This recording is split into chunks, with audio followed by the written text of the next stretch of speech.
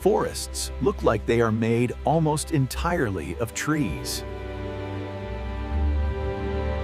Because trees dominate what we see, we assume they are what keeps forests alive.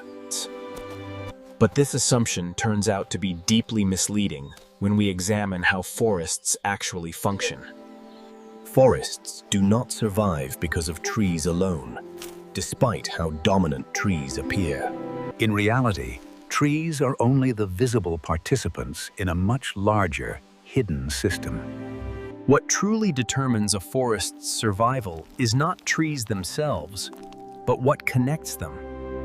Beneath forests exists a shared underground infrastructure that trees quietly depend on every day. This infrastructure moves nutrients, water, and chemical signals across the entire forest system. Trees rely on this shared system far more than they rely on their individual strength. A tree without connections may survive briefly, but it becomes far less resilient over time. Forests survive because resources are shared across many organisms, not hoarded by individuals. This sharing allows forests to remain stable during stress, drought, and environmental change. When conditions worsen, underground connections become more important than any single tree. Forests function less like collections of trees and more like interconnected living systems. What we see above ground often hides the processes that truly keep forests functioning. Damage usually begins underground, in places that are difficult for humans to observe. Removing connections weakens forests long before the loss of trees becomes visible. Tree loss is often a late symptom of deeper failures within the forest system. By the time trees begin to die, forests are often already in serious decline. Understanding forests requires looking beyond trees and focusing on the systems beneath them. Forests are shaped by long-term processes that operate far more slowly than individual lifespans. Young trees rely on established networks long before they can survive on their own. Older trees often act as stabilizers, redistributing resources across the forest system. These networks do not remain static. They constantly adapt to local stress. This adaptability is why forests can appear stable, even while internal systems weaken. Problems arise when disturbances happen faster than networks can recover.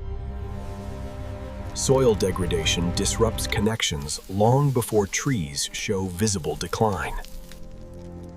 When fungal networks collapse, forests lose their ability to distribute resources efficiently.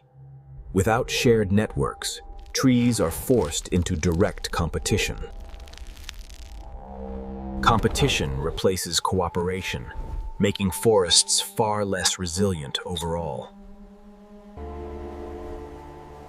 Many human interventions target trees while ignoring the systems beneath them.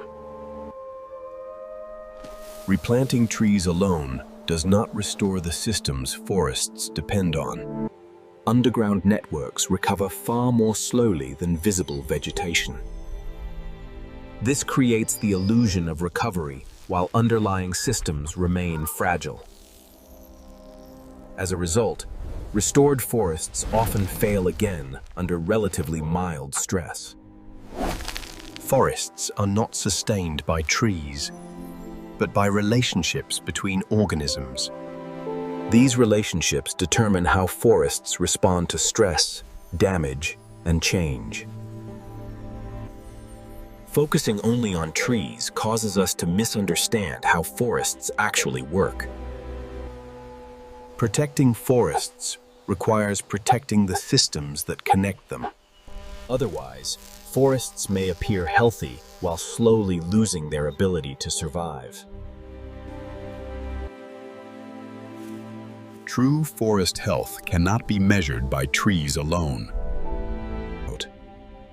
It depends on invisible systems that recover slowly and fail quietly. Understanding this changes how we think about conservation entirely.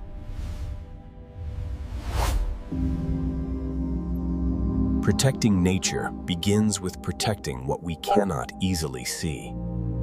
Forests do not survive because of trees. They survive because of connections.